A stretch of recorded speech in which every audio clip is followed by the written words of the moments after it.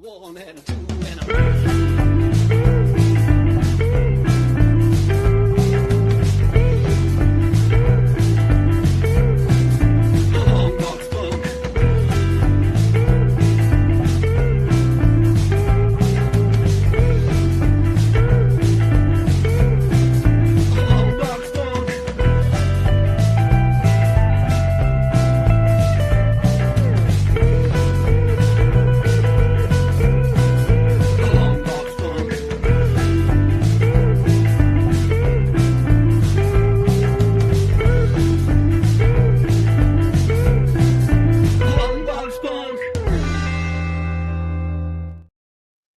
And just like that, we're into a brand new live stream here on the Long Box Punk. That's me. I'm Chris. I'm joined today by a fellow music enthusiast that is making comics in Don Cardenas. Don, thanks for hanging out with me on a Sunday. I know it's cold for both of us. Hopefully we can heat things up with some fun conversation. Yeah, stoked to be here. Stoked to be here. And glad to chat away about it. Dude, I'd be remiss if I didn't immediately call to attention. I think you might be the first guest that I've had on that also had a battle jacket on. So put that in your cap and hang it on the wall. Well, you know, I know you have it on pretty much all the time for the show, you know, probably in life. I don't really wear it every day for the show, mostly for myself, just because, you know, I'm kind of like, it's kind of like almost like a safety blanket for me when I'm at a con or something, just to kind of like, you know, okay. But, you know, I'm like, I'm going on Long Box Punk. He's got a sweet vest. I got to represent the metal side a little bit. And here we are. Yeah, because I don't think I have any metal patches. I have all my music stuff on the back, and all my nerdy stuff on the front. I honestly need to start a new one because I don't have any more space on this one.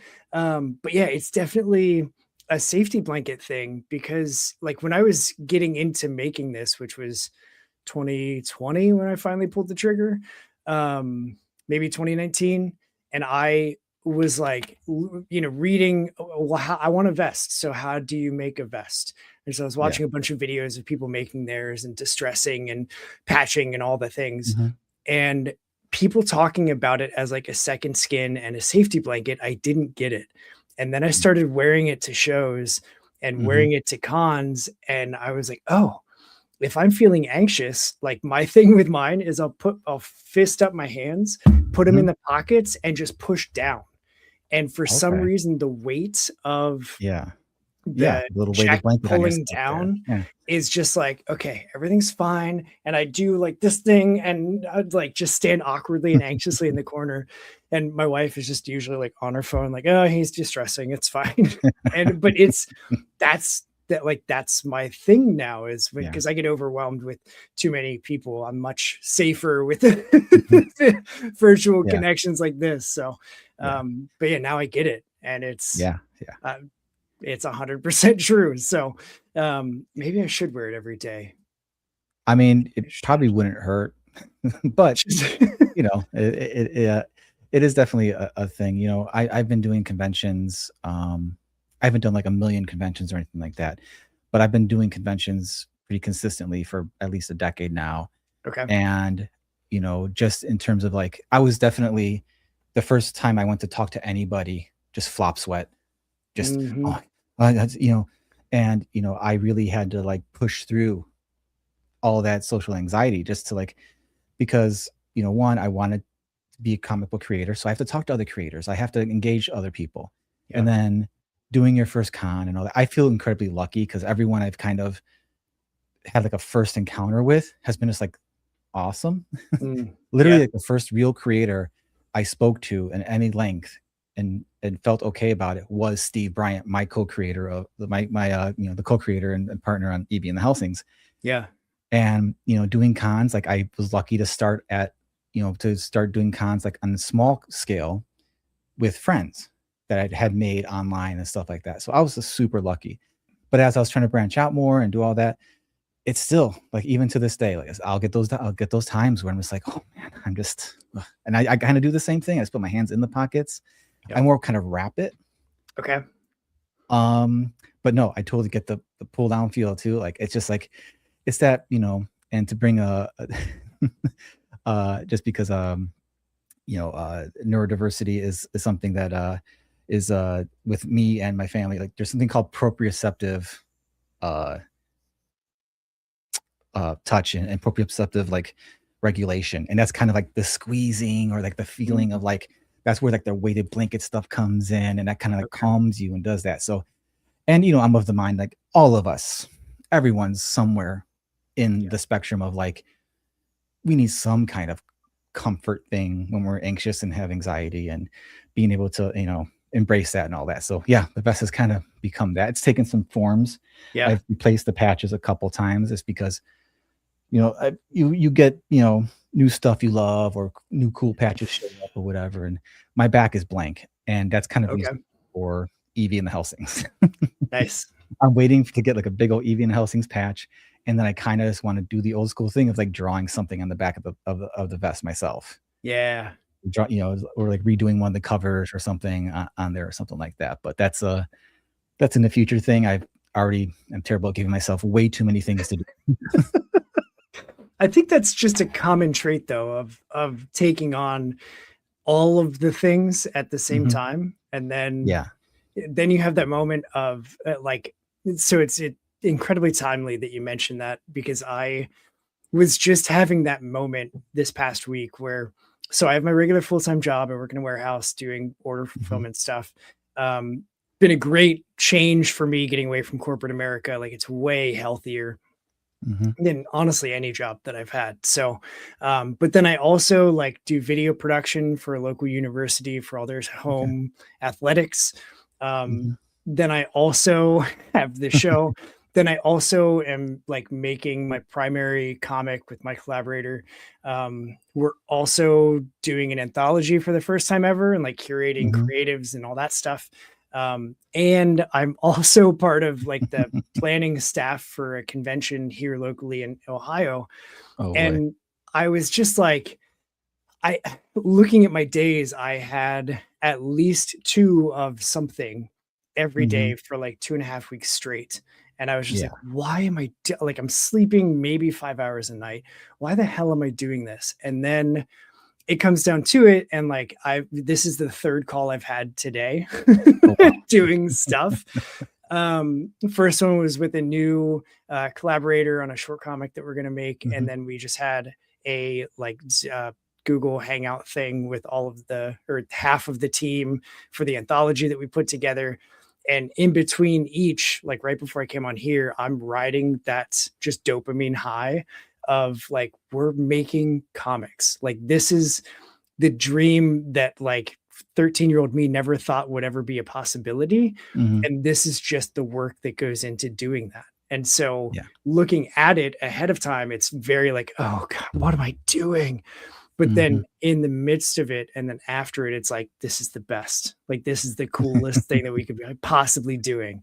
So yeah, I definitely think that maybe not as insane as I have stacked myself up at, but like, I think that just as creatives, you can't help it. Right. Like even to the point of what we were talking about before we came on, of the stack of to be read books and the wall of to be played instruments and stuff. Like we just can't help it. It's always, you always got to have the next thing.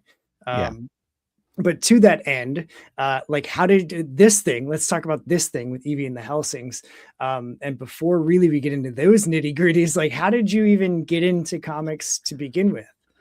Well, if we're going to go all the way back to the 1900s, I first got into comics through the great old fashioned means of older brothers.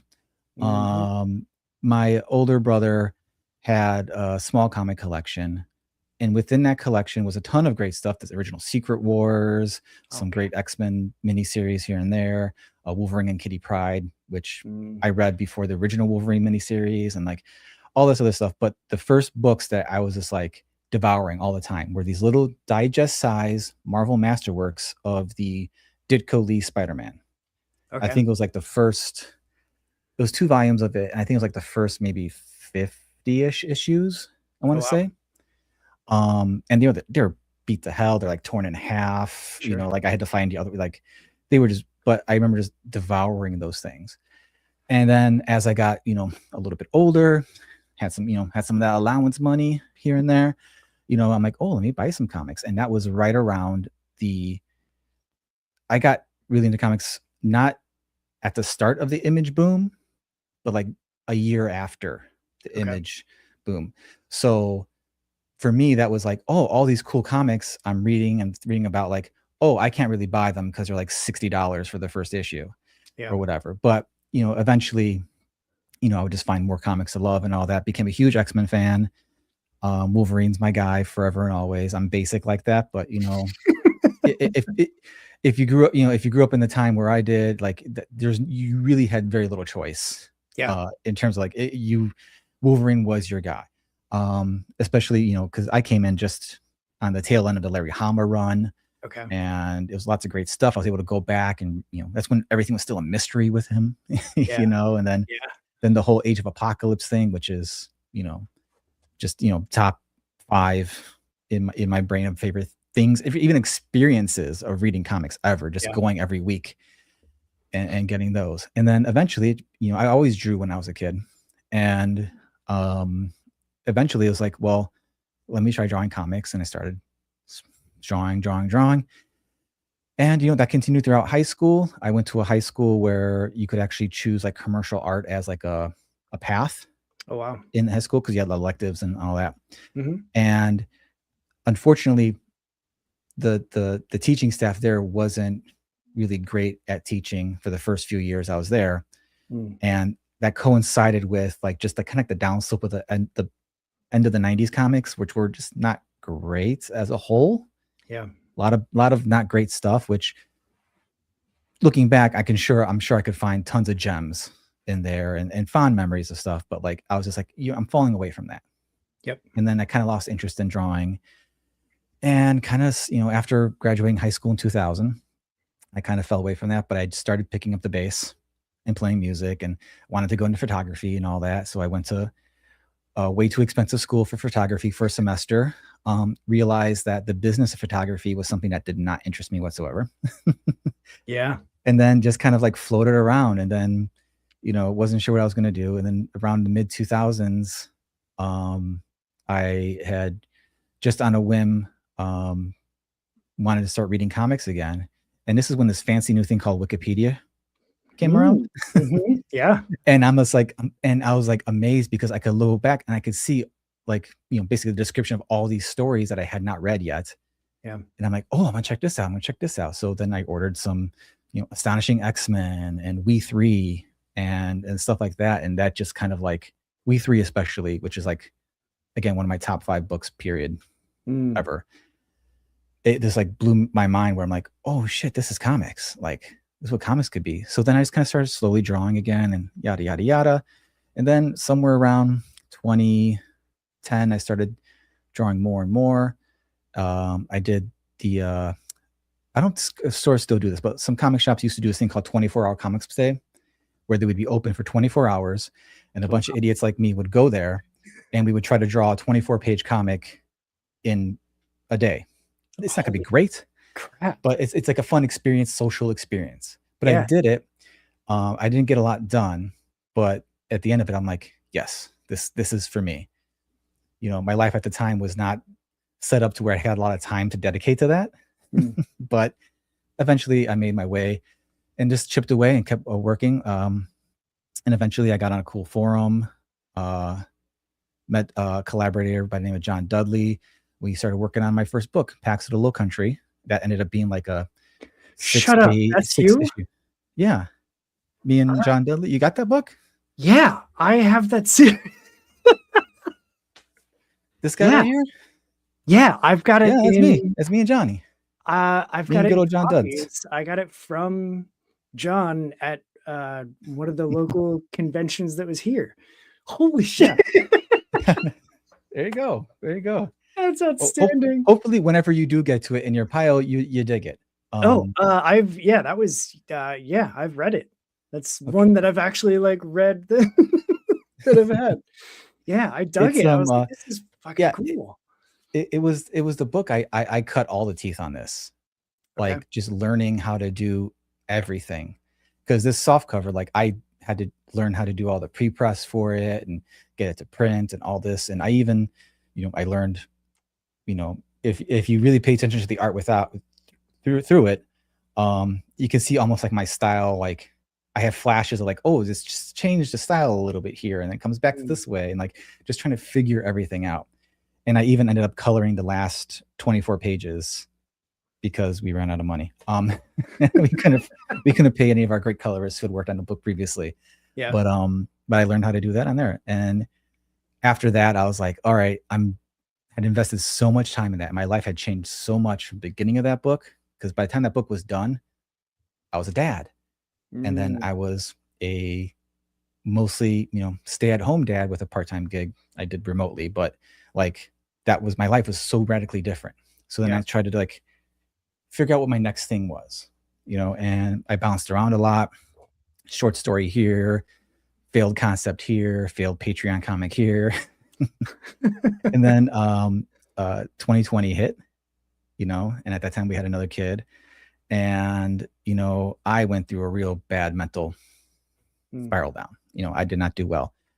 But I went and I started seeking professional help and doing things and trying to make my mental health better, because if not just for my own sake, just for, my kids, that's such a huge driving force. When you become a parent, you're like, if I feel like doing it, I got to do this for my kids. Yeah. And thankfully that's, helped me a lot in the past few years. And from there, I started doing more short stories, because I'm like, you know what, just let me step back. And also during the pandemic, so many people were like, I'm going to finally do my short stories. I'm finally going to write, So I offered up my services for like $50 a page for like short stories for writers. And a few people took the bait, so to speak. And great people who I'm still, trying to collaborate with since and in the future. And that really got my teeth wet again, like just impassioned and fire within me to make more comics. And then one day Steve just Steve and I have been trying to work. One of the things that didn't come through was one thing Steve and I were trying to work on together, and it just didn't, we couldn't get it together. There's so many things. And then Steve just calls me up with this concept one day. I remember very distinctly. I was sitting in my car waiting. My daughter was at an appointment, and I was just waiting in my car, and he's like, "Hey, I got this really dumb idea." And I'm like, "That's all you had to say? Like, I'm in. What is it?" And he's like, "So I've been wanting to do this like horror comedy vampire book called Van Helsing, but like the logo's like Van Halen." And I'm like, "I'm okay. I'm listening." Yeah. So he kind of gives me the short pitch on it. And I'm like, I love this. At that time, Eddie Van Halen had passed away, I believe, and it had been like 6 months or so after. And he's like, I don't know if it's in bad taste. And I'm like, I don't think it would be in bad taste if it's like inspired by, but like obviously the Van Helsing logo, like the Van Halen logo, wasn't going to be like a permanent thing. It's just kind of like a vibe treatment, like it's kind of what. And then so I just like shot back a bunch of ideas. I said, what if we make the female, the lead a female? One, because at the time, and still now really, I was really, predominantly listening to like female fronted heavy bands, two, I thought it would just be cool to draw a kick-ass, female rock star / vampire hunter. Yeah. And three, I just, I like the name Evie. Like, I thought that kind of fit. It fit with the initials EVH, Yeah. And all that. And then Steve and I just went back and forth. Like he had the basic outline for this first volume, and he had the characters like, this is Dino, he's the drummer. This is, Jack, he's the bass player. This is Ricky, he's the other guitar player. And I basically got to I not only designed the characters, but I also like gave him a ton of like info or input about like, here's who I think this character is. Like I made Dino African-American one because, I like a lot of metal bands, and a lot of metal bands I like, they have African-American members. Yeah. and like Seven Dust, and Yes, dude, I was gonna you know, say Seven Dust. Like, I yeah, love them so much. yeah, and like that was the primary thing. I'm like, I'm thinking Lejean from Seven Dust. Yeah. And whenever and in my head, and whenever you see interviews with Seven Dust, and Lejean's just like the sweetest, nicest dude, but he's like this big voice, Yeah. just intimidating looking dude, but he's just such a sweetheart. And I'm like, that's Dino, man. That's our drummer. Just a big sweetheart, who will kick your ass if he needs to, but he's just like, he's the backbone. Like he's like the heart. And then Jack, that's a, we were just talking, and at this point also Steve had revealed to me that his daughter had come out as trans. Okay. So I'm like, well, I'm all for representing that aspect too. So Jack, our bass player, is a male trans person, and that was a lot of fun too, because I liked designing Jack because I got to like play with the conception of like, because in my own experience, like probably the algorithms I'm fed just because of workout stuff or whatever, like all the male trans stuff I see is like just ripped dudes. like, oh yeah, I'm not, oh, I'm a woman, like it's like, bro, great job. So I'm like, I like, but I always loved the image of like lanky bass players. Yeah. Because the bass is such a big instrument. yeah. It's such a big instrument. So there's like having someone who would be a smaller frame and just having that, like, I love that visual. And I love Jack too, because Jack's just, he's definitely Evie's a ride or die for, they all are really, but, and then Ricky ended up being more like the standard kind of hair metal looking dude. But he was like, he's the one who's like more serious about like, we have to make it big. We have to do that. Like he cares less about like, the vibe or whatever. And it's like, no, this show sucked because we didn't hit the song right. Like he was very much of that. And this is a deep reference, and it's probably not going to make any sense. But for me, way back when MTV used to have a show called Real Life or whatever. Yeah. And it would like spotlight people who were in a certain with a certain topic. And one was like, I'm obsessed with my body or whatever. And there's just one guy, he was like a weightlifter or whatever. And he was just like, he's in an Italian family. So it was all the funny, the mom saying, oh, you got to eat all this. He's like, I'm good. I'm like, but he's like prepping for a show, and his dad's like shaving his butt to get all the hair off. And in my head, I'm like, that's Ricky and his family. Like they don't really, they don't understand why he's doing this, but they're supporting him, and he's got that level of support that not a lot of people have. He needs his butt shaved. Someone's going to be shaving his butt. And granted, we don't have space to put all of that stuff into a comic, but for me, that informs how I'm presenting the characters, how Steve's writing the characters. And Steve was just awesome with me, just lore dumping him, canon dumping him with stuff, and all these things. And some stuff we were able to get through into the book. Some stuff we have to wait till later. Some stuff is just going to be for us to know and inform future things. And so I started working on that book, and some roadblocks along the way with just timing and me taking some other gigs for needed experience and money. But now Evie is a book that Steve and I we've thankfully been able to have the confidence to start a volume 2 with. Nice. And we've planned out 4 more arcs after this. Okay. And we really want to do that, so we're hoping we can continue the nice level of success, if not hopefully achieve more and get this whole story told. But right now we're super proud of this first volume, and it's been a long time coming. It feels like it's been such a long time coming. And I will not to keep rambling on, but I will full disclosure, like we did try to launch this last August as a hardcover. Okay. We canceled it halfway through the month, mainly due to several reasons. One, we weren't able to give the proper amount of attention to it to promote it and really get the eyes on it and the exposure for it to get far up enough in the funding where we felt super comfortable with it, because we didn't want to make a hardcover and then we do the second volume and then like we can't get the hardcover done, and then no one has that, we don't like that mismatch. We don't like our shelves not looking right. I'm so happy that you're thinking about the shelf appearance.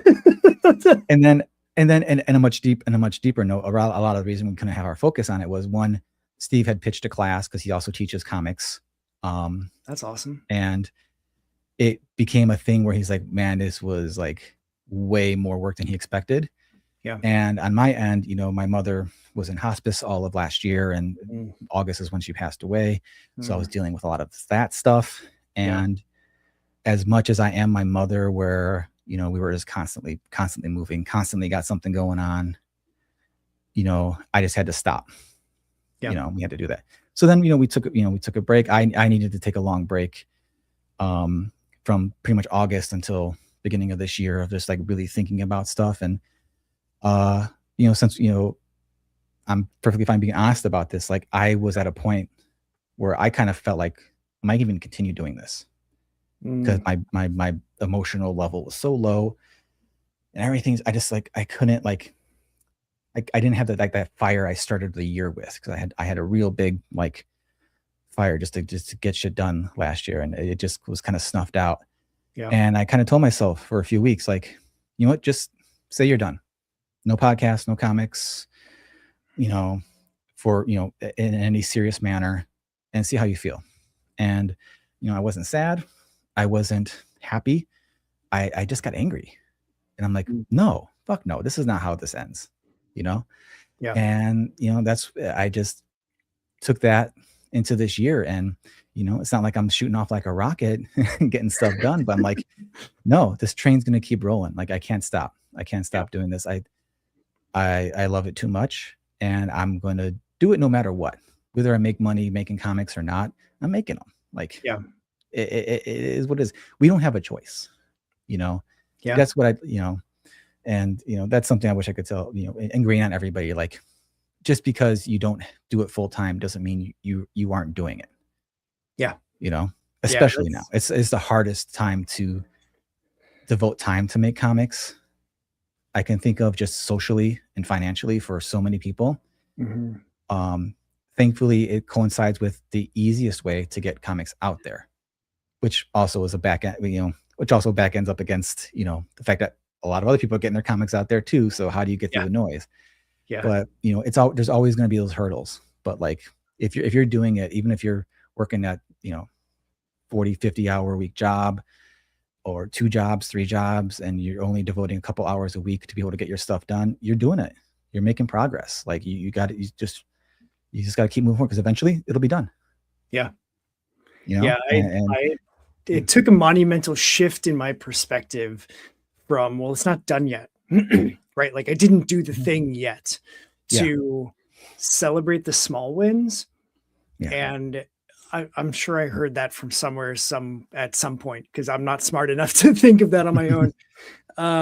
But yeah, so like, celebrate the small wins. If all you do is start a document, even if it's blank, you started you created a blank document, that's progress. It doesn't matter if it's 17 miles. Back when I was running 6 nights a week and doing 5Ks and stuff, like every marathon and every 5K starts with this step.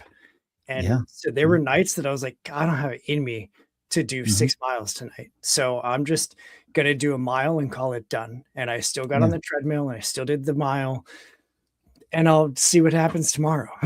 But like, it's the same with creating. It's the same with, because I mean, it even goes back to the taking on all the things all the time. You have to be able to, I don't know, create like wins within the process. If I'm a list person, I love the rigidity and the order of a list. And then I don't have any doubts of what's coming next, because I just look at my list. And so with every creative venture that I'm doing, if I don't have a list, that's when I get like lost of what are we even doing? Like, I'm spinning my wheels. We're talking, we're messaging, we're doing this, we're blasting that, we're posting this, but like, what are we doing? But as soon as I get some sort of list. If it's my thing that I'm in charge of, then Yeah. like I've got a list somewhere and Yeah. I can reference it and I can go back. And even if I'm just crossing off one thing, like, okay, set up an email, check. Cool. Like that's progress. Set up Yeah. a newsletter. Even if you don't send it, just set it up, set the thing. And like suddenly when you do 3 or 4 of those small things, my motivation then jumps because it's like, oh, I'm getting so many things done. And someone on the outside might be like, bro, you did like these itty bitty things that take no time at all. Yeah, but I did them. Yes. And it, like it's valid. And I wish that that take on things stuck with me through everything I do. Cause then I would always feel good about stuff like, no, I'm still getting things done. But yeah, it's definitely a process to like let go of the despair almost of like, why is this taking so long? Like why does this feel so difficult to do? And instead focus on the, yeah, but are you doing more now than you were a year ago or 6 months ago? Like looking at it from that perspective, you know, like 5 years ago, making comics wasn't even on my list of things to do. I just didn't think it was attainable. And so now that I've got all these things happening, it's like, yeah, it can be hard, but I'm making the thing, I'm doing the thing. And that's the important part. Yeah, no, 100%. You know, the major hurdle for me is I have ADHD. So, you know, I thrive with a list and a routine, but I also, my brain also actively rejects the fact I need a list and routine. It is pissed off at me all the time that I need this. Yeah. So, because what happens is if I can get into a solid routine, inevitably something's going to throw me a roadblock. Something's going to happen. And for me, it's a train crash. Like it's just, everything's just scattered. I'm like, this is terrible. How am I going to clean this shit up? So it's really trying to find that balance for myself, which is ongoing of, you know, finding that stuff. And there's always going to be hurdles in the way. You know, when both my kids now are in like full-time school, and that took forever for me to get adjusted to getting work done, because I was used to working hour here, 2 hours here, 3 hours here. Now it's like, oh, you have this big chunk of solid time to do stuff. And it's like, oh, what do I do with this? Yeah. You know, it's like, this is what I wanted, but now I don't know how to handle this thing. So there's a huge learning curve with that. And then of course things will come up, you know, like when you don't have that time today because, you know, you have to take care of XYZ, or this thing happens, or, someone threw up at school, you gotta go get them, you know, or whatever, you know, just these things. So that's the thing.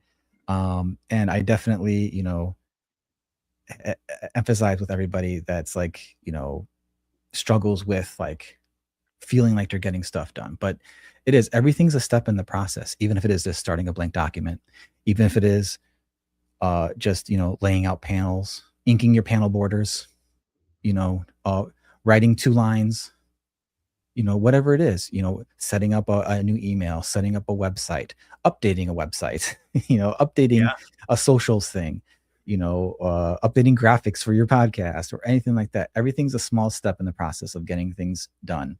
And it's hard, you know, I'm never going to say it's not hard to do that, but you know, it's something you got to recognize and do, because again, I can look back, where'd I put that book, at all the trouble I had making this book, this one right here. Yeah. All the late nights I spent, all the pages I had to fix, all the things I had to do, all the just hiccups I had along the way. And right now, it doesn't matter, because you said you got that book, and I was excited just as the day as I had it first in my hands. I was like, oh, really? Like, that's amazing. You know, please don't judge me on the art. But, you know, it's like, it's one of those things where it's just like, when you get to the end, the journey behind it, you know, it's worth it. You know, it's worth it. It's worth it to get the things done, to, as I've been saying as my mantra for the year on my podcast, is just do the thing. Just do the thing. Nike, man. It doesn't have to be done. You just got to do something with it. Yep. make that, like you said, make that small step. And then, Yeah, you make enough steps and you get there. And as a former runner and half marathoner myself, I totally get your analogy there, because there's plenty of times, and I'll say this to anybody, even though my workouts are less running and more strength training now, there's always going to be days where you don't want to do the thing. But once you start it, sometimes you end up with like, wow, that was the best X I did ever. That was the best panel I've drawn all week. That was the best run I've had all month, So, you never know where you're going to end up once you start. Yeah. And, that's, for me, that can be enough drive sometimes. Like, you know what? I don't know where this is going to end up, but I'm just going to start it anyway, because it's better than not. Yep. So. Yep. I just got to go. I just got to do the thing. Yeah. Dude, there were definitely nights that like some of my best runs came from when I didn't want to go run. Yeah. And it was like, I told myself I was going to do this. So just get out there and just go. And I'm not going to plan to run a certain number of miles or a certain distance or a certain length of time. I'm just going to go. And I would turn on, I would listen to Girl Talk. Okay. When I would listen, because it's like super high BPM mashup stuff. So like it's constantly changing, which is great for my brain. And also like, I can't help but want to move when I hear the like high, relatively fast, steady rhythm. And so even if I like, okay, I got to stop because my asthma's kicking in and I'm going to die if I keep running. So I'll just start walking, and I would, slow down to a walk and then go. But then that one part of the song would come in. And all right, I want to get back going into this one. Yeah. Okay. Well, I always got to run and then like I would end up doing 6-7 miles. Just God, 6-7. I would end up doing 7 or 8 miles. That number is everywhere when you don't realize it. It's so annoying. I hate it. And like, dude, working all of the so I was running camera for a hockey game last night, and the DJ in the arena, like we have a bunch of kids that come to the game because it's college hockey, and so coming for their older siblings or whatever sometimes.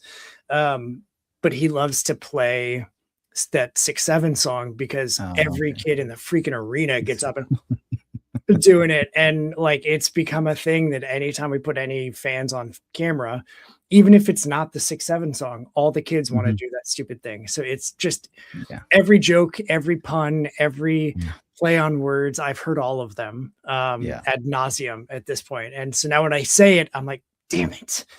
But I like the nights that I didn't want to run, I would run more like double, like into the 10-15K range, because I just didn't go in with a set, like, I'm just going to run a 5K tonight. And it was like, holy shit, I just ran 7 miles. Okay, well, I'm going to go die now. Like, yeah, we'll talk about how you actually feel like once the high comes down, once the dopamine comes back down from the run. Usually I would try and time it. So I would run at night. So I would get home, I would shower, I would grab my Game Boy or whatever and like lay down and play, because I didn't have cell phones at the time. It was early college for me when smartphones weren't a thing. And like I would just lay down or read a book or whatever, and then just fall asleep. And I could be sore and miserable when I was sleeping. And then I would wake up and be like, oh God. Okay. But there is something to say about like, oh man, I'm so sore, but I know why. Yeah. I did something. It's that satisfying sore. Not like I'm just old and sore. Yeah, that's what I deal with now. I get up and it's still that, why is everything hurting? And no idea. That's like 20% of my motivation to go to the gym regularly. It's just because if I'm gonna be tired and sore, mine will be for a reason. Yeah. Because I'm gonna be tired and sore regardless. Right. I as well give myself a good reason for it. So let's talk about Evie and the Helsings, because this is like quintessential shit that I love. Awesome. It's music, it's vampires.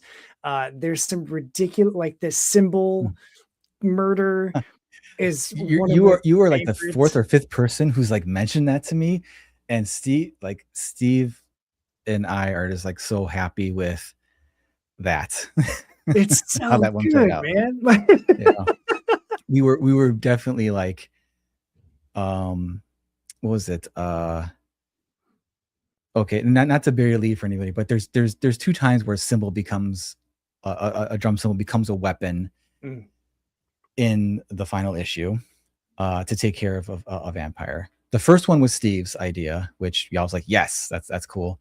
The yeah. second one was, I believe, was my idea, but we went back and forth a lot, like because we really wanted to play up kind of the comedy of it, I Yeah. think, and because originally the book was supposed to be more of a comedy, but I'm too much of a softie and a gorehound to like, I kind of influenced it another way, and Steve's right there with me. Yeah. So I still wanted to have those little pops of like funny stuff here, because to me it kind of felt almost like a Peter Jackson thing, Mm, maybe, not to really oversell it to people, but no, it was yeah. definitely a fun thing, and like just one of the few things where I'm like, after I finished it, I'm like, yes, came out exactly how I wanted it to do. That's cool. Yeah. I mean, Yeah. even like, did you do the coloring on the work too, or was that done Oh with no, the that was by the fantastic Jason Millay, who's also a Okay. fantastic artist in his own right. He did one of our variant covers as well. But yeah, Jason, I can't say enough great things about the colors, because when we first got Jason on board, because he does a lot of stuff with Steve for colors, and he's drawn some stuff for Steve as well. And I had an idea of what I thought the book was going to look like with the colors. Yeah.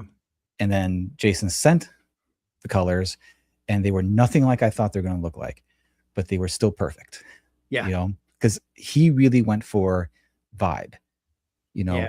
I was and gonna he did. say, like, the mood that just the color work sets is just impressive. Yeah.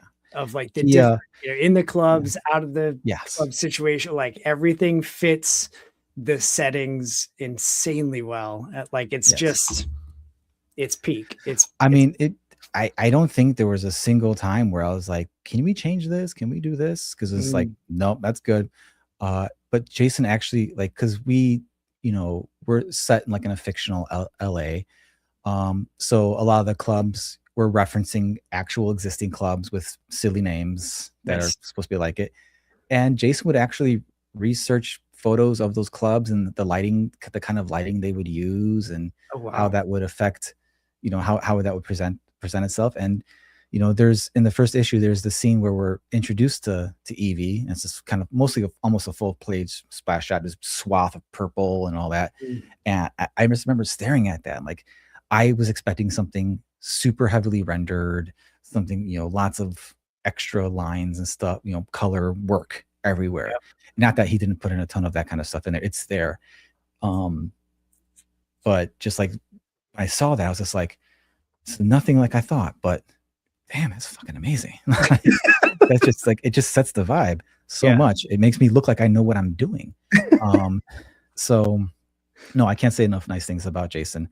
We're hoping he can join us for the second volume. I'm not sure. He's a very, very busy guy. He actually does storyboards for a lot of the, I believe for a lot of the Chicago dramas that are like on NBC or whatever. I think he does a lot of storyboards for them, and his own artwork to be, on top of that. So I'm hoping he can stick with us, but we'll see. We'll see. That's cool. Yeah. So for those that aren't familiar with Evie, like I know we've already touched on the music and the vampires, but like what's the story in this first arc? What the hell is Evie in the Helsings? Who is Evie and why does she matter? Evie in the Helsings follows Evie Van Helsing, the last in line of the Van Helsing clan. And we start the first issue with not really a spoiler because it happens in the first couple pages, but her mother dies attacking a vampire stronghold, and therefore the mantle of Vampire Hunter #1 falls onto Evie. Unfortunately, this is not something Evie ever wanted to do. She's wanted to rock, and she thinks that well, I don't want this, so whatever, I don't care. I'm just gonna do my thing. But she is a Van Helsing, and vampires know she's the last one, so she's gonna have to learn how to figure out how to do both, whether she wants to or not.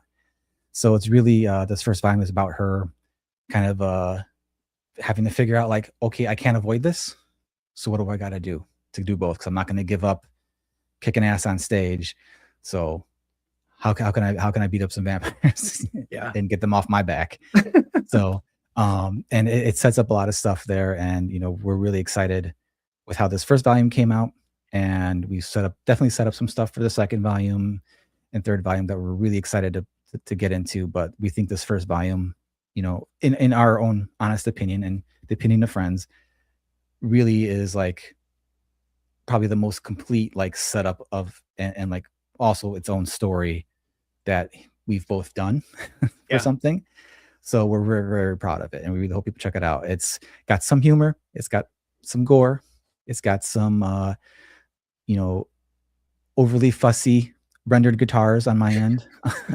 It's got a lot of heart, and we really hope you check it out and fall in love with the characters, because above all else, I'd really just enjoyed drawing these characters and getting to know them more and wanting to explore them more, because of all the crazy shit we're going to be throwing at them, hopefully in the future. You get worried.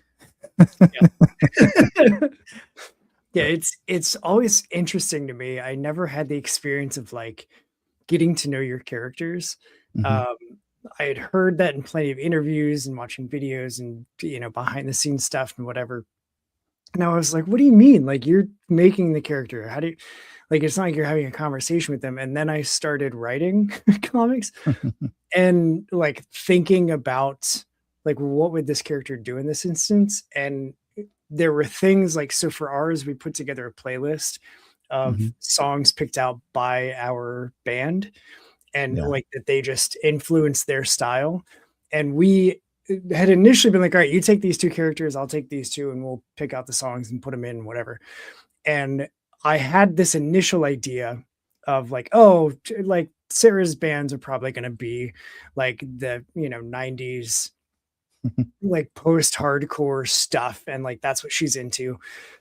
And then as I was listening to it to figure out what to go onto it, I was like, no, she would be like the femme punks, like the Joan Jetts, the, like all female fronted or all female bands. Like that's what because that's what she wants to be. Like she wants to be a part of the female power movement in music. And like, that's why she probably picked up an axe to begin with.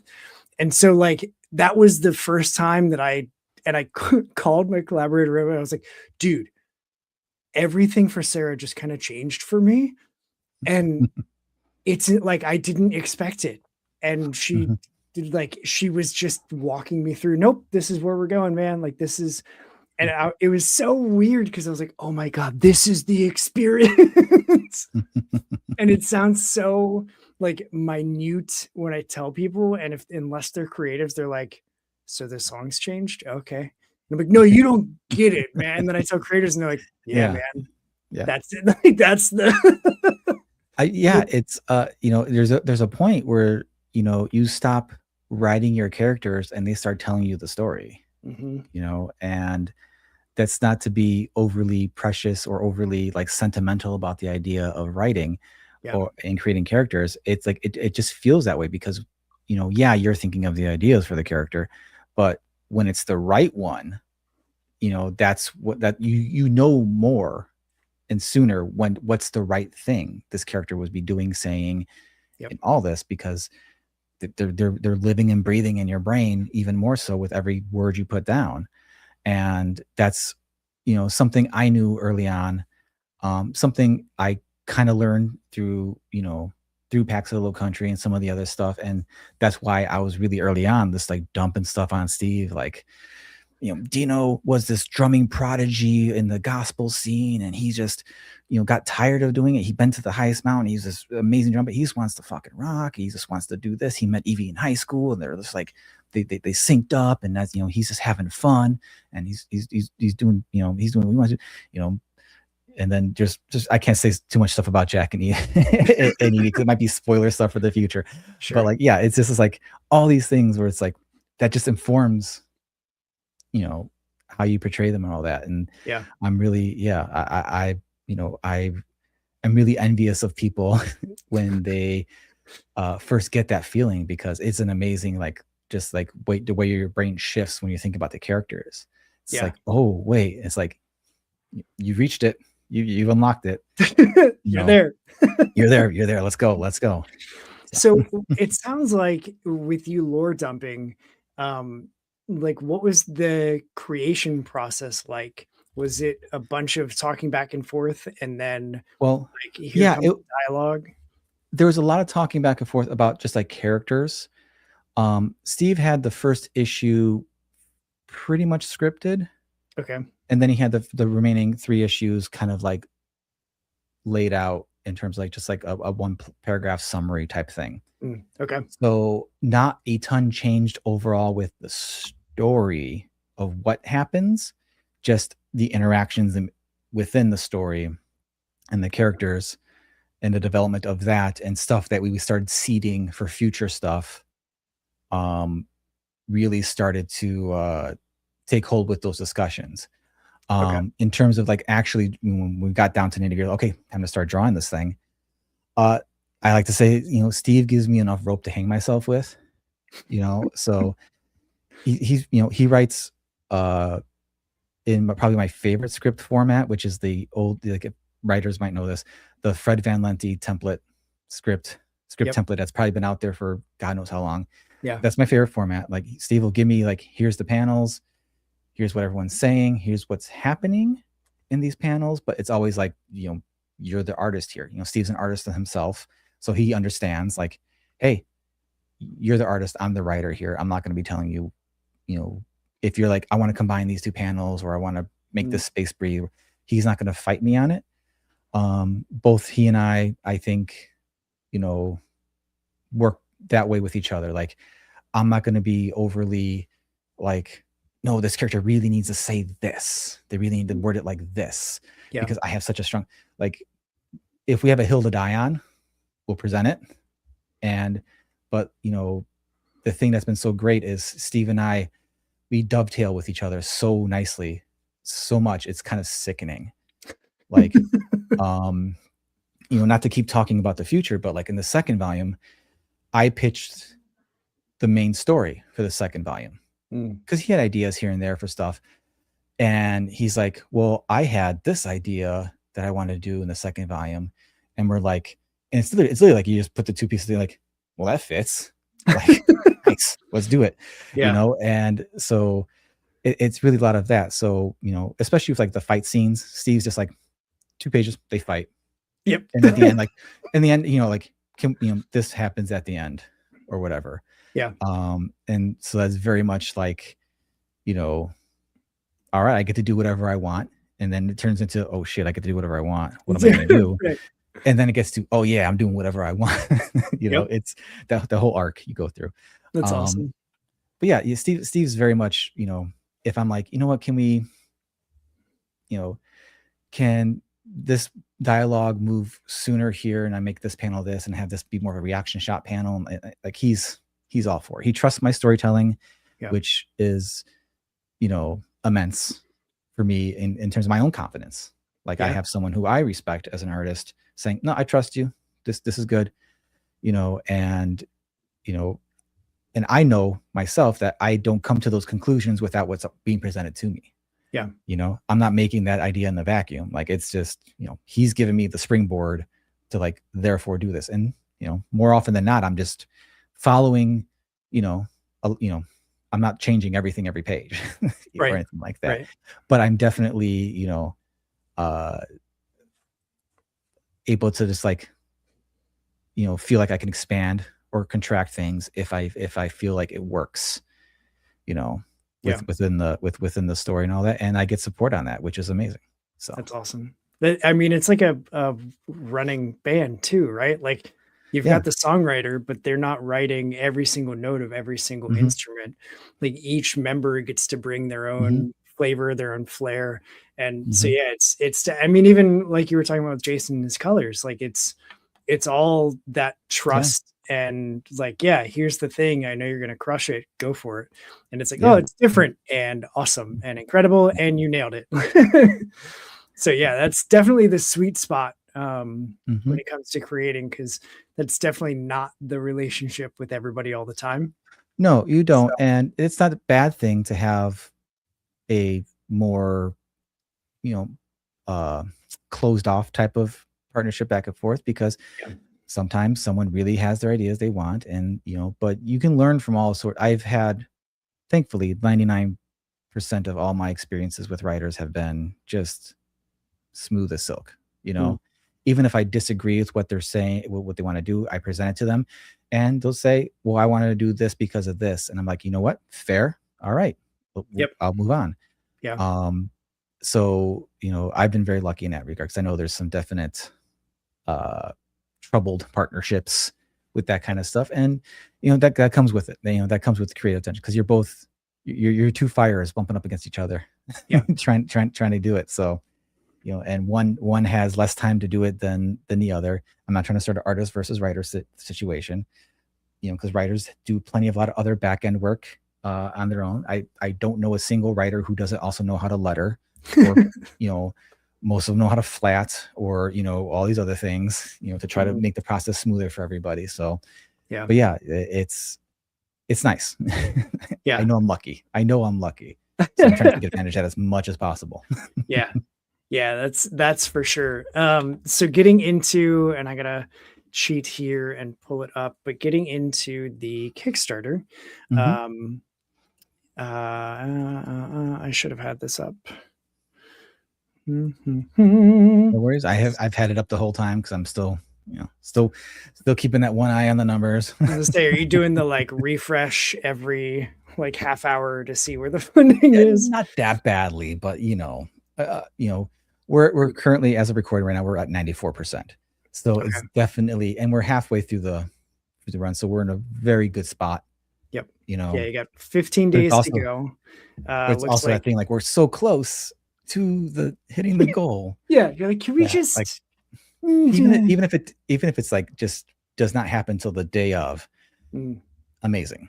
Hitting your goal is always the point, right? But it's also I would just like to get that off my chest, and then start worrying about the other things. Okay, how far can we take this? What stretch goals can we try to entice people with?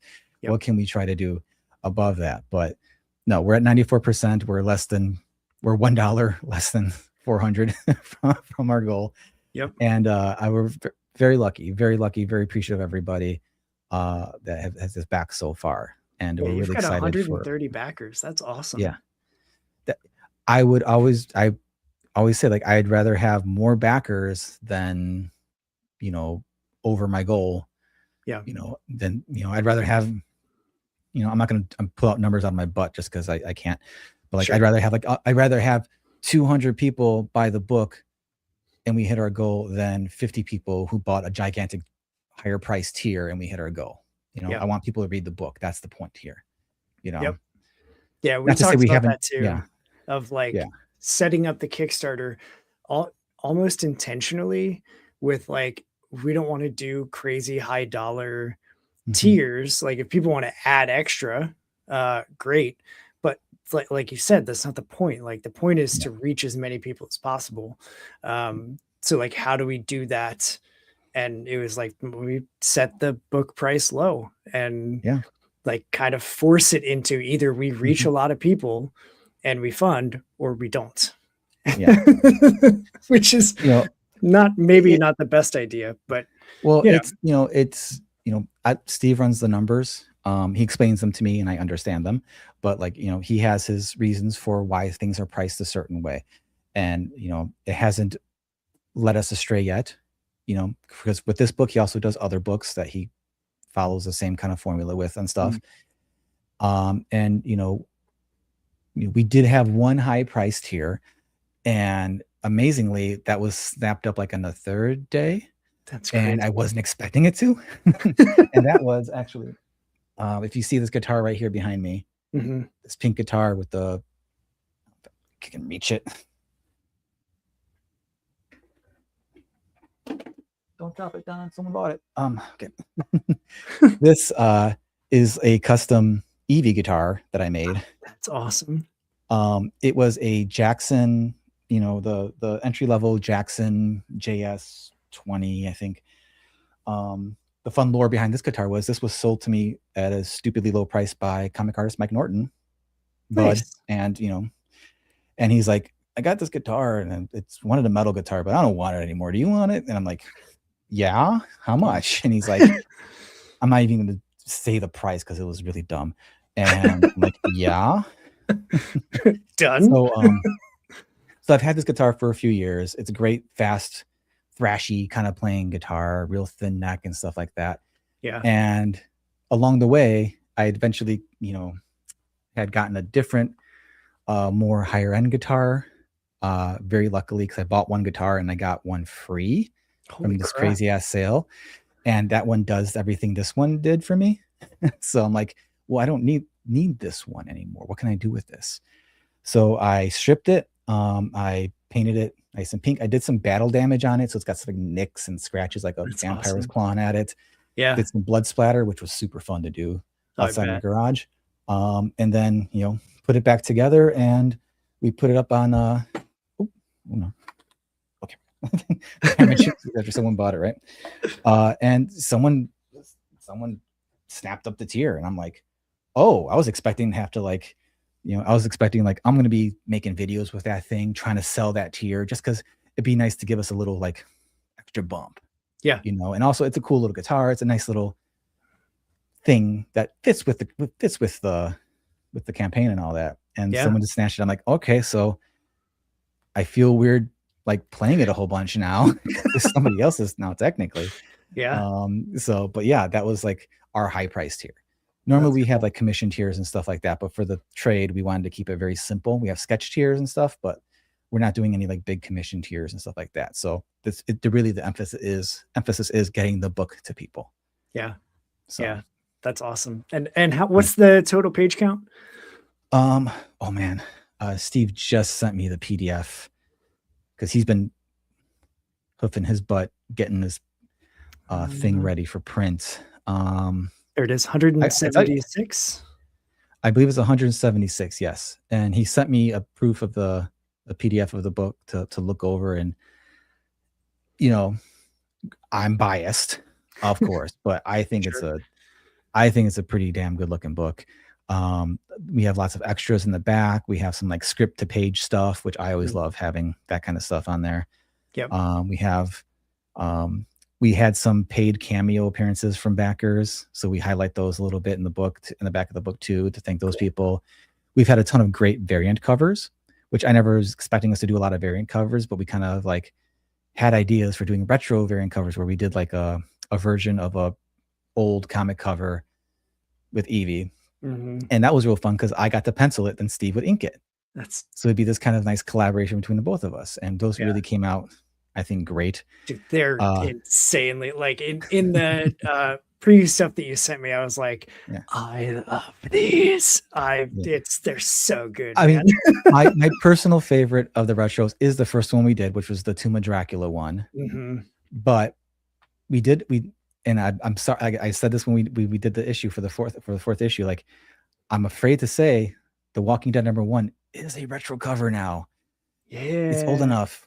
So we did homage that one, which I really love too. We did, and then we had some, a handful of great guest cover artists. We have those highlighted in the back as well. We had Andrew Peapoy, who's a Archie artist, do an Archie version cover, which is definitely one of my favorite things to come out of just doing this book period. It is it in the shot? No, it's not in the shot. I have it framed up somewhere around here. It's just one of my favorite things. And like I said, I'm a huge fan of the back matter. So we could only have so many pages to make this financially feasible.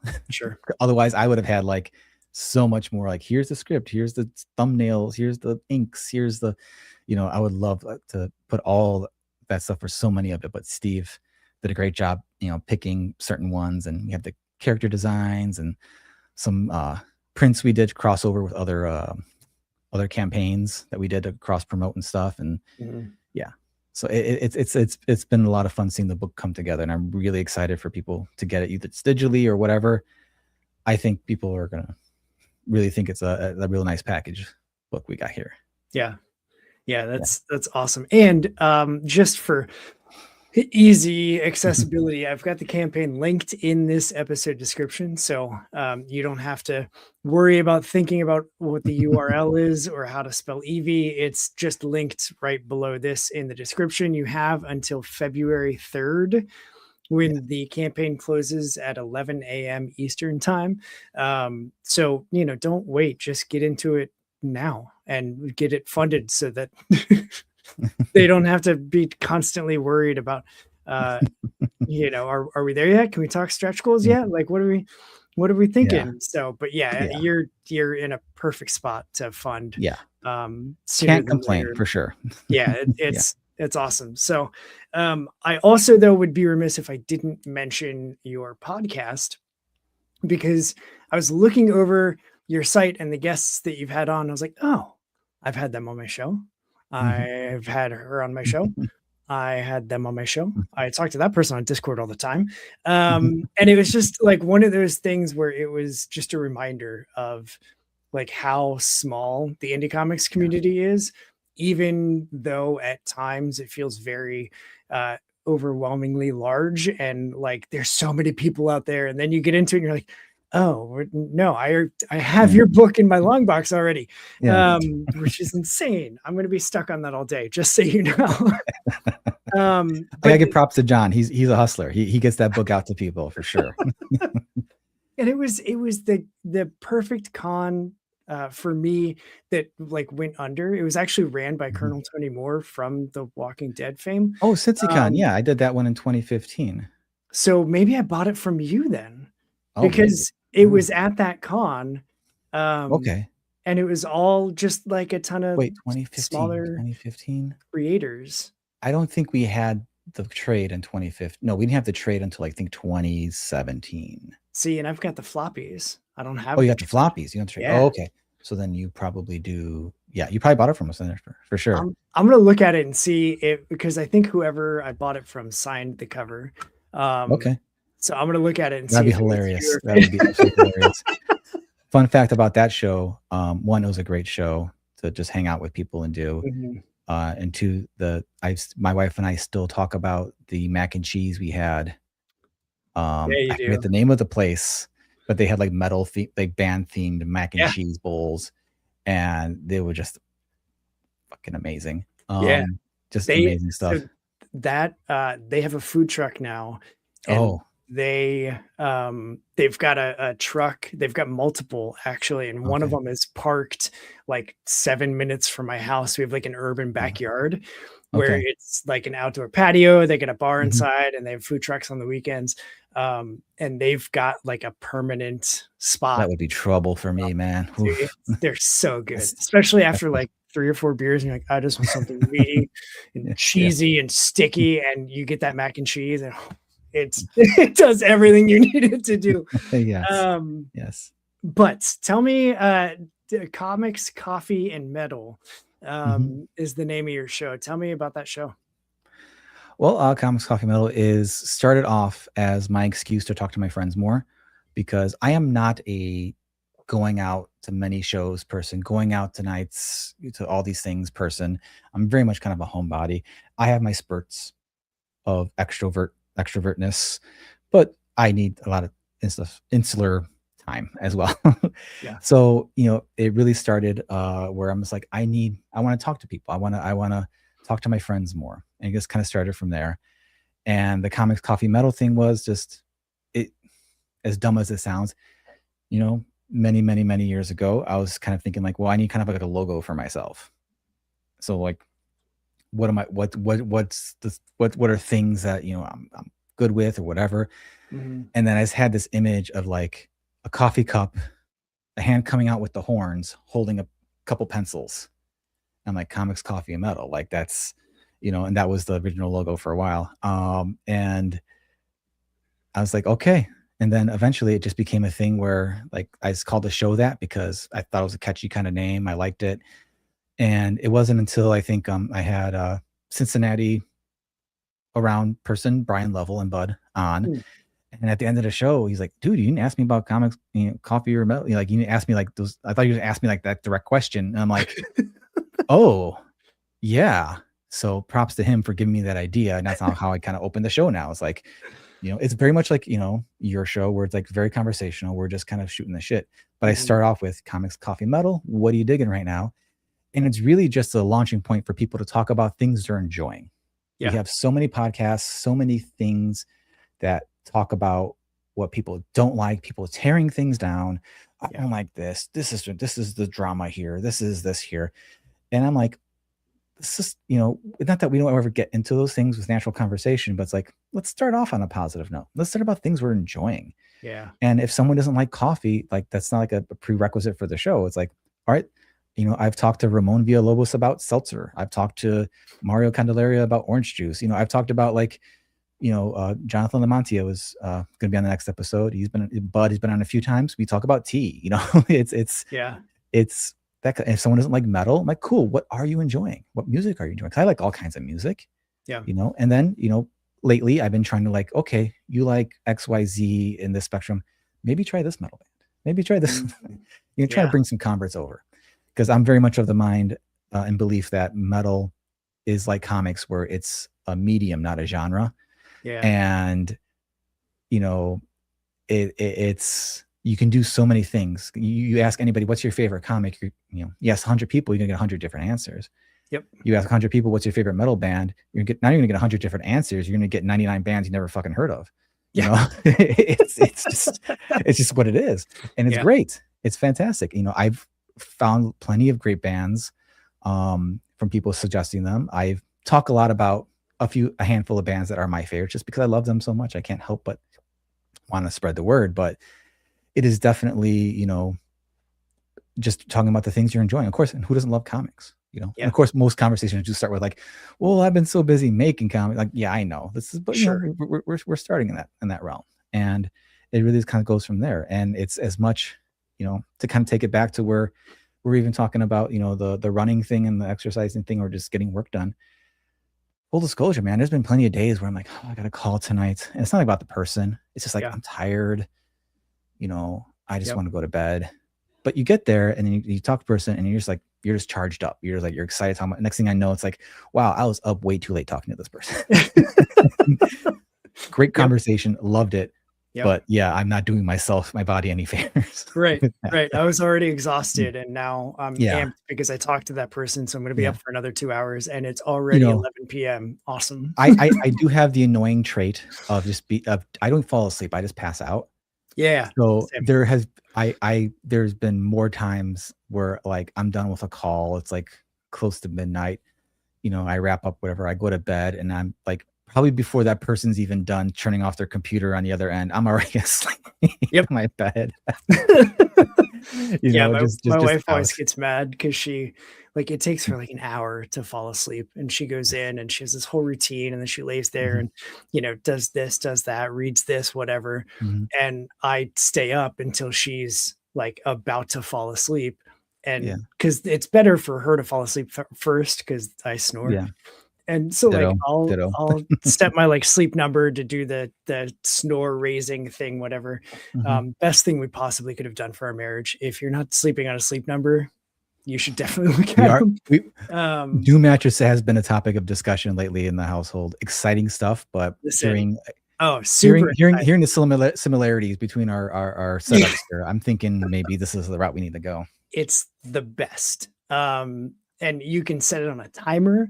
And so like, I always set it for 15 minutes because that's the minimum timer. Cause I know it's going to take me 2 minutes to fall. Like once I get comfortable, I'm out. Yeah. There is no like lay there and whatever and toss and turn. I know how I fall asleep fastest. I just get in and she'll still be awake. And she's like, I started getting ready for bed like 2 hours ago. You walk in and you're asleep in 3 minutes. I'm like, sorry. So men are the worst. Right. We are the worst. We are the worst. It's what it is, I guess. So that's the end of my official notes that I had. But I got two more things to do. The first is super simple. We're just going to pose and I'm going to use that as the YouTube thumbnail. So I have a keyboard shortcuts that I got to get, and then I'll count us down. Whoops, wrong button. There. In 3, 2, 1. Perfect. And then the other thing is the one that I warned you about before we came live. Yeah. I love doing this show because I get to talk to people all over the globe with all different sorts of backgrounds that have all different life experiences and beliefs and all the things.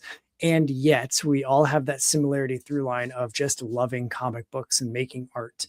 And so to celebrate the just diversity that I have on the show, or try to have, honestly, most times I try to have diversity. I really do.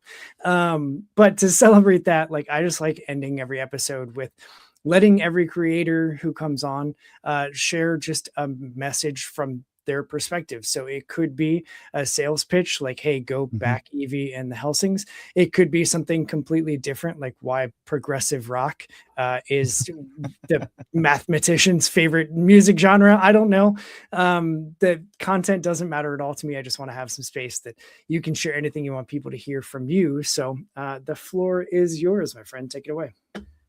Well, I don't think I could say anything else that would convince anybody to go check out even Helsings that I haven't already said already. So really, I did touch on it a little bit earlier, but if I could just tell anybody doing stuff, going through things, and as if you're trying to make something, I don't mean to be kitschy with the slogan about it, but it is just do the thing, man. Just do the thing. If it's getting something creative done, if it's taking care of yourself, if it's taking control of something you need to take control of in your life, just do the thing. Do that first step that needs to go. It could be the smallest thing. Like you said, Chris, it could be opening up a blank document. It could be opening up a spreadsheet to start figuring out your budget. If you're like, I need to figure out where I'm spending my money and organize this better because I want to, have more fun, or I want to be, realize what I'm doing there. Or if it's, I need to start eating better. I need to start exercising. I need to start, writing my novel. I need to start drawing more. I need to start working on this thing. I need to start playing my guitar more. It doesn't mean to be cute when I say it, but I cannot stress enough. Just do the thing. Just do the one thing that you can do today that can move you closer to that. Because I know, and especially as I've become a parent, and my daughter's going to be 10 this year, and it's been a blink, man. Like time goes so much faster as you get older. Yep. I know it's because our brains start perceiving time differently, and we have more segmented. Anyway, there's biology behind it, but that's not going to change how it feels for you. Like you're going to feel the days are long, but the years are short, man. And so if it is just taking that small step, if it is just picking up that guitar and spending 15 minutes learning that, trying to learn the first parts of that song you want to learn. If it's sketching for 20 minutes on your lunch break, if it's, inking that face in that panel before you go to bed, if it's writing those 2 lines of dialogue that have been stuck in your head all damn day and you're like, I gotta wait till I write the whole thing. No, just sit down, open that document, pop it in there, because then it's there and you're not going to forget it. And it's just do the thing. Do the thing that's going to get you closer to your goal. Because eventually you do enough things every day, you're going to get there. And, consistency is not a straight line. Consistency is not unwavering dedication. Consistency is you get up every day and you do your best to do what you got to do. And then if something gets in the way, the next day you start again. I've started and stopped things so many times in my life, from health to comics to music to whatever, to the podcast, to everything. And the only reason I can attribute any type of modicum of success or happiness, really, is what I'm searching for with what I'm doing, is when I know that I didn't give up.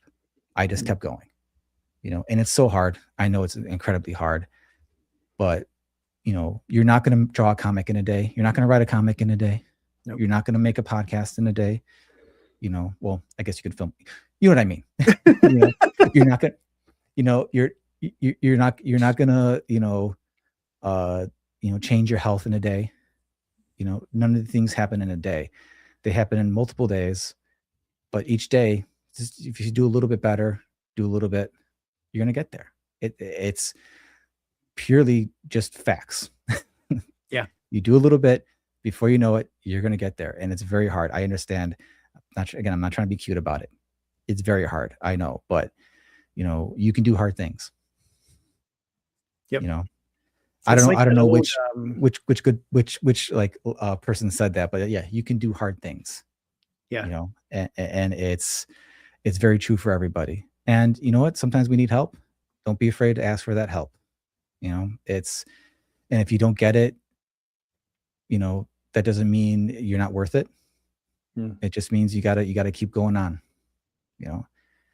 There's a gray area for everybody on everything. I understand, but if you try to apply this kind of stuff to your life in any facet, I assure you will see good results for yourself, because it is just how things work.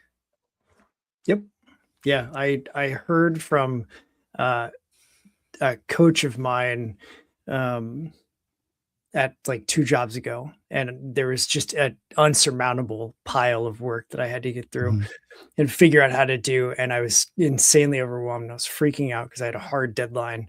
And he was like, man, listen, how do you eat an elephant? And I was like, why would I want to eat? He said, shut up. How would you eat an elephant? I was like, I don't know. He was like, one bite at a time. What's the first bite you can take?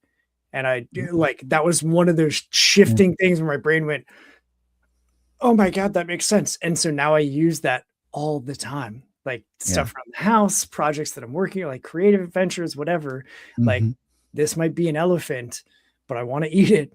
And I got to take the first bite. And so what's the first bite I can take, and go from there. And you're right. It adds up. And before you know it, you've eaten the whole elephant, and you're like, I can't believe I ate that whole elephant. But here's the results. So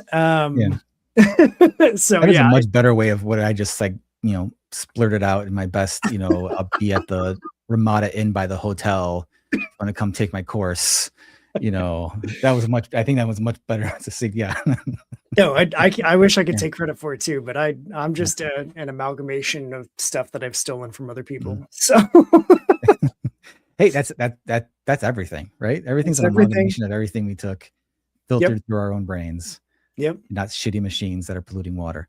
That's anyway. Right. That's right. Okay. Don, thanks so much for hanging out with me, man. This is great. Oh, it was a blast. I'm going to have to return the favor. I'll have to get you on my show. Listen. So we can get into some nitty gritties and talk about some music and get into some real discussions there with that stuff. I would be super down for that, especially in mind that we're going to have our first chapter of our upcoming comic crowdfunding this summer, like in June. Okay. Perfect. Yeah, we're far enough ahead. I actually I was going to tell you after, but here we are. I had talked to my collaborator, hey, this is a kick-ass show, and it's right in the vein of what we're doing. And you want me to talk to Don about it? And he was like, dude, yes. Yeah, let's see if we can't sneak on there. So I'm glad that you mentioned it, because now I don't have to shamelessly be like, hey, can we come on your show? Yeah.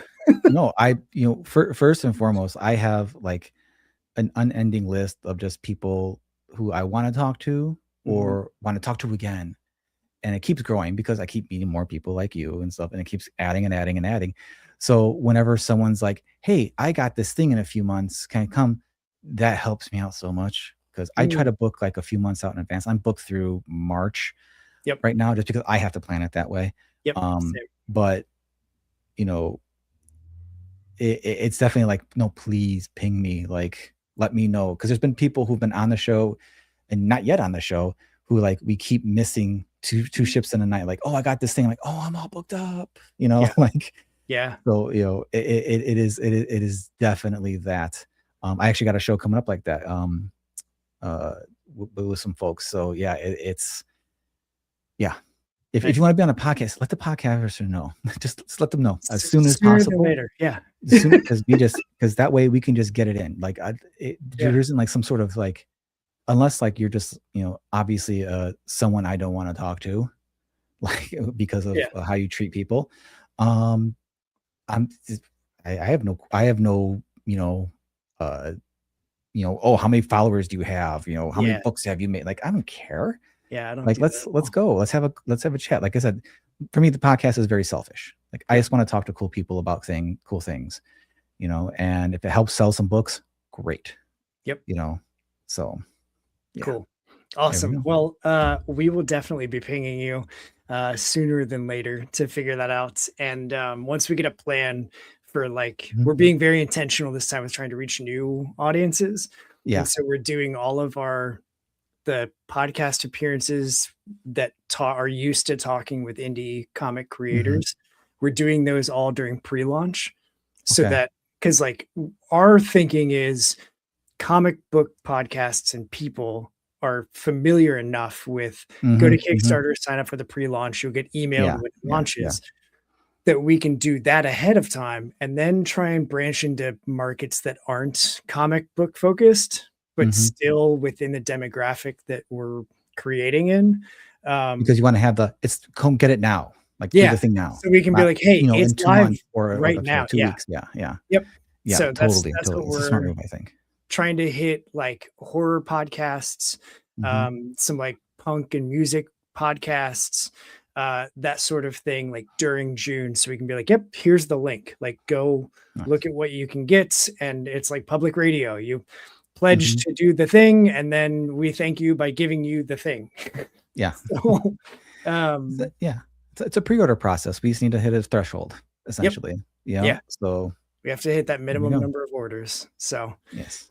Yeah, but dude, this is a great time. Hang out after I end. I got logistics for you, but for everybody else, thanks for hanging out. Hopefully you are feeling inspired to go do the thing, because I am, and I want to go do more things. So on to 2026, a year where we are making more art because it matters and it's the time to make it. This is the best damn time to be making your art. So what's a good podcast without a good tagline? This one's mine. Go do what's good for you, punks.